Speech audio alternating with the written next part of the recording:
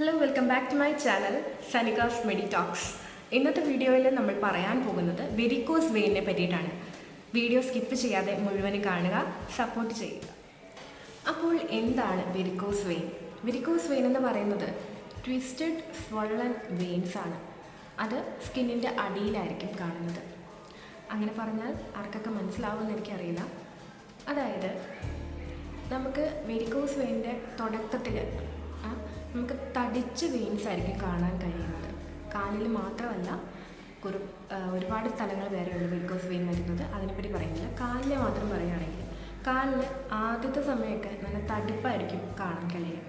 ഈ തടുപ്പ് നമ്മൾ ഇഗ്നോർ ചെയ്ത് ഒരു 10-12 അല്ലെങ്കിൽ 10-20 വർഷം കഴിയുമ്പോഴായിരിക്കും വെരിക്കോസ് വെയിനിൻ്റെ തീവ്രമായ അവസ്ഥയിലേക്ക് എത്തുന്നതും ഡോക്ടറിനെ പോയി നമ്മൾ കാണുന്നതും ഒക്കെ. അപ്പോൾ ഈ വെരിക്കോസ് വെയിൻ എന്ന് പറയുന്നത് എന്തുകൊണ്ടാണ് ഉണ്ടാകുന്നതെന്ന് പറയാം. നമുക്ക് ആർട്ടറീസും വെയിൻസും ഉണ്ട്, ബ്ലഡ് സർക്കുലേഷൻ.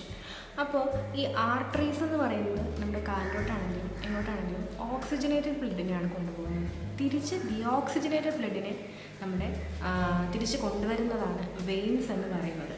അപ്പോൾ ഈ തിരിച്ചു കൊണ്ടുവരുന്ന വെയിൻസിൽ എന്തെങ്കിലും ഇവ പറഞ്ഞ പോലെ ട്വിസ്റ്റോ അങ്ങനെ വല്ല വന്നു കഴിഞ്ഞാൽ, എന്തെങ്കിലും ഒരു പ്രശ്നം വന്നു കഴിഞ്ഞാൽ എന്താ സംഭവിക്കുക? ആ ബ്ലഡ് തിരിച്ച് മുകളിലോട്ട് പോവില്ല.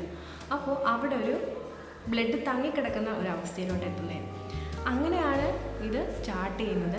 ഇത് നമ്മൾ ഇഗ്നോർ ചെയ്ത് വിട്ട് കഴിഞ്ഞാൽ എന്താ സംഭവിക്കുക? വെരിക്കോസ് വെയിനിൻ്റെ തീവ്രതയിലേക്ക് എത്തുകയാണ് ചെയ്യുന്നത്. കൂടുതലായും നമ്മൾ ഒരുപാട് സമയം നിൽക്കുന്ന ആൾക്കാരിലേക്കാണ് വെരിക്കോസ് വെയിനിൻ്റെ പ്രശ്നങ്ങൾ ഉണ്ടായി കാണുന്നത്. അല്ലാതെ ഗർഭിണികൾക്കും ഉണ്ടാവാറുണ്ട്. ഇപ്പോൾ ഒരുപാട് നിൽക്കുന്നതെന്ന് പറയുമ്പോൾ ബസ് കണ്ടക്ടർമാർ ജോലി ചെയ്യുന്നത് അവരുടെ ലൈഫിൽ മുക്കാൽ സമയം നിൽക്കുന്നല്ലേ.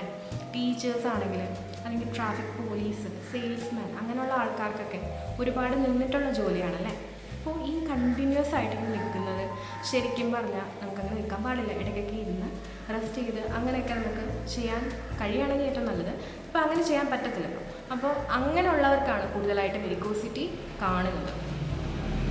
അപ്പോൾ ഈ ഞാൻ പറഞ്ഞതുപോലെ ഈ തടുപ്പ് അനുഭവപ്പെടുന്ന ഒരു സമയത്ത് ഒരു ഡിസ്കംഫർട്ട് അനുഭവപ്പെടുന്നതിൻ്റെ കാര്യം എന്ന് പറയുന്നത് സർക്കുലേഷനിലുണ്ടാകുന്ന പ്രോബ്ലംസാണ്. ഇത് വേദനയായിട്ട് കൂടുന്നത്, ഒരു കഴപ്പായിട്ട് വരുന്നതൊക്കെ കുറേ സ്റ്റേജ് കഴിഞ്ഞിട്ടായിരിക്കും. ആയുർവേദം നമുക്ക് ആദ്യം തന്നെ ഡിറ്റക്റ്റ് ചെയ്ത് കണ്ടുപിടിച്ച് ഈ പറഞ്ഞ പോലെ ഈ തടുപ്പൊക്കെ കാണുമ്പോൾ തന്നെ നമ്മൾ ചികിത്സ തേടുവാണെങ്കിൽ കൂടുതൽ ഫലപ്രദമാണ്.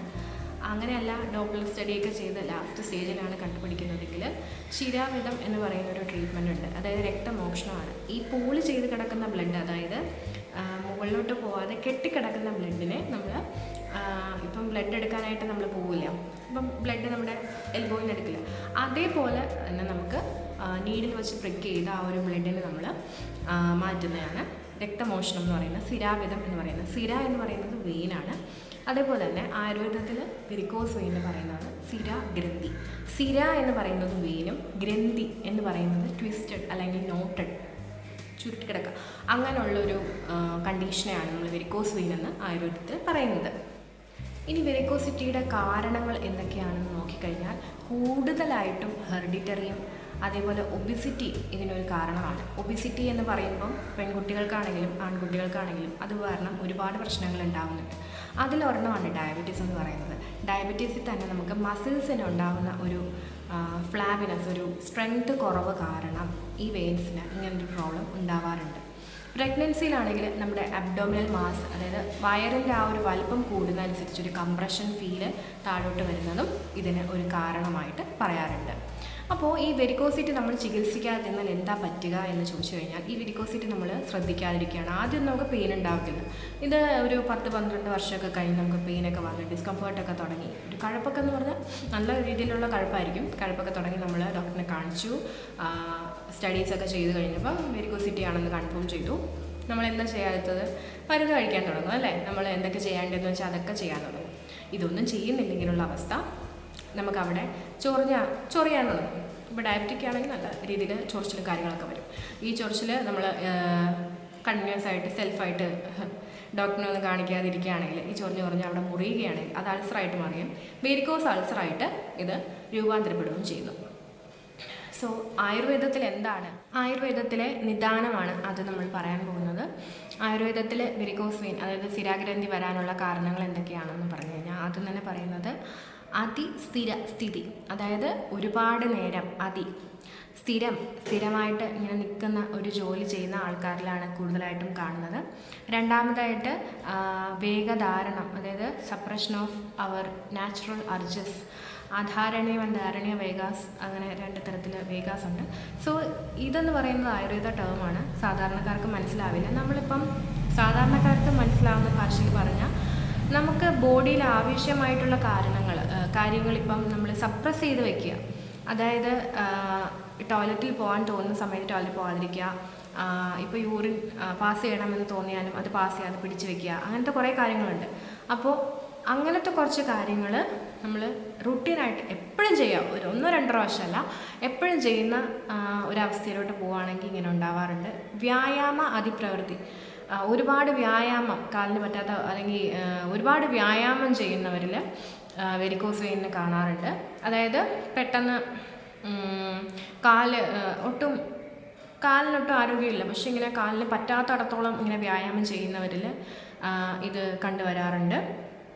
അതേപോലെ തന്നെയാണ് ഗുരു ആഹാരം എന്ന് പറയുമ്പോൾ നമ്മൾ ഓയിലി ഹെവി ആയിട്ടുള്ള കുറച്ച് ഫുഡ് കഴിക്കുന്നതിലൂടെ നമുക്ക് വെരിക്കോസ് വെയിൻ്റെ പ്രശ്നങ്ങൾ വരാറുണ്ട്. ഇതിൻ്റെയൊക്കെ മെയിൻ കാരണം എന്ന് പറയുന്നത് എന്താണ്?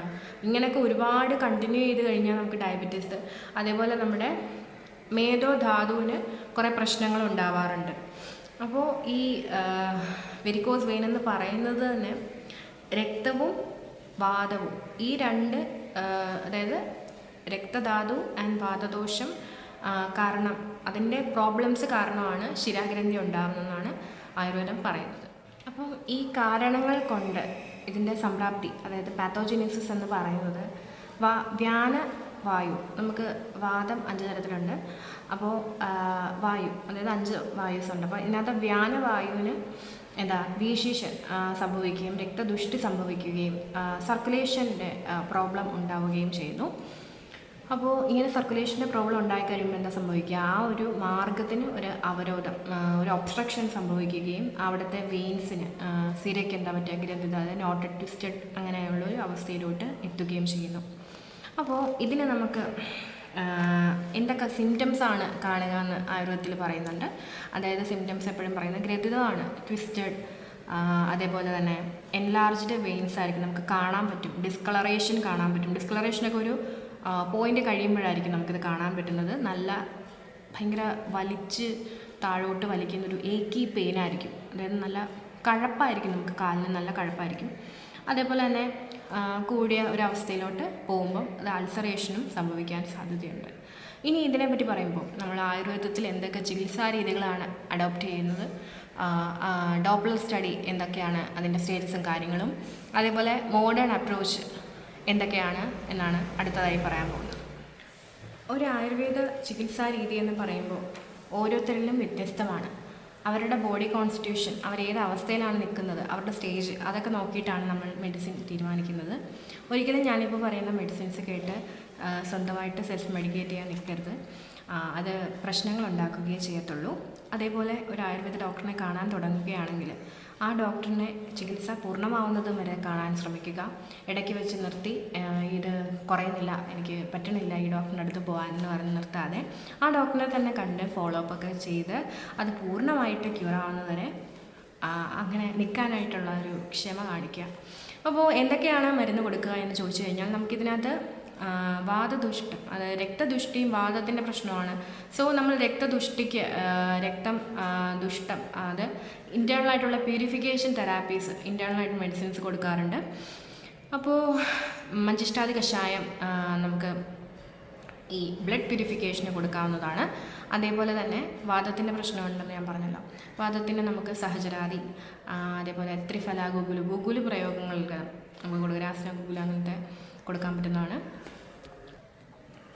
അതേപോലെ ഗുഗുലു തിക്തകം കഷായം, പുനർനവാദി കഷായം കൊടുക്കാറുണ്ട്. അടുത്ത ഫ്ലൂയിഡ് റിറ്റൻഷന്, നീർക്കെട്ട് മാറാനായിട്ട് അങ്ങനെ നമ്മൾ മരുന്ന് ക്ലാസിഫൈ ചെയ്തിട്ടുണ്ട്.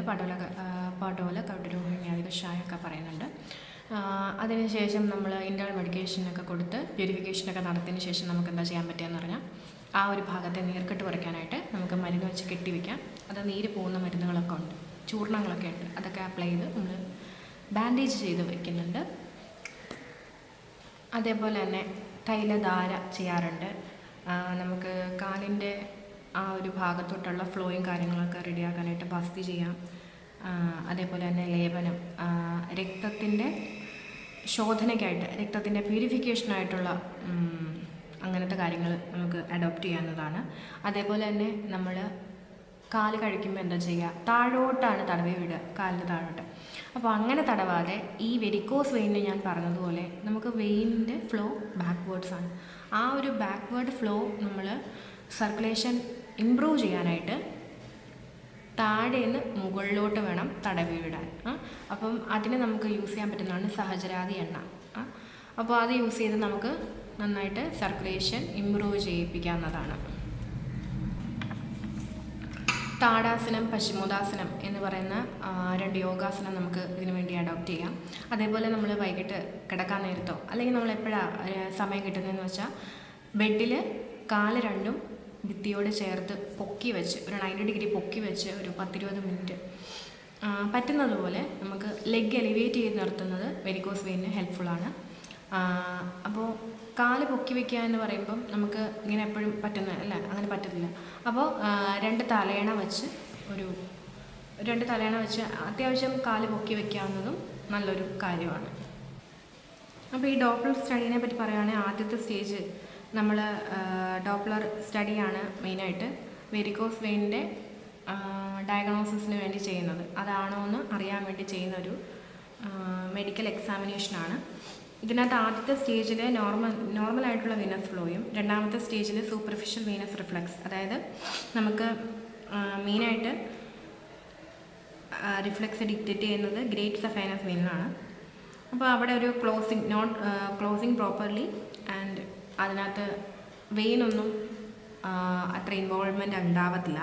തേർഡ് സ്റ്റേജിൽ സെഗ്മെൻ്റൽ റിഫ്ലക്സ് ആണ്. ആ സമയത്താണ് നമുക്ക് വേദനയായിട്ടും നീര് സ്വെല്ലിംഗ് ഉണ്ടാവാനുള്ള ചാൻസും വരുന്നത്.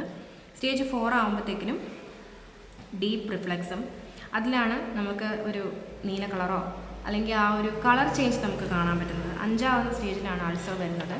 അപ്പോൾ നമുക്ക് ആയുർവേദത്തിൽ 5ഉം 6ഉം അങ്ങനത്തെ ഒരു സ്റ്റേജിൽ എത്തി കഴിഞ്ഞു കഴിഞ്ഞാൽ നമുക്ക് ചെയ്യാൻ പറ്റുന്നതാണ് ഞാൻ പറഞ്ഞ ശിരാവേദം എന്ന് പറയുന്ന ട്രീറ്റ്മെൻറ്റ്.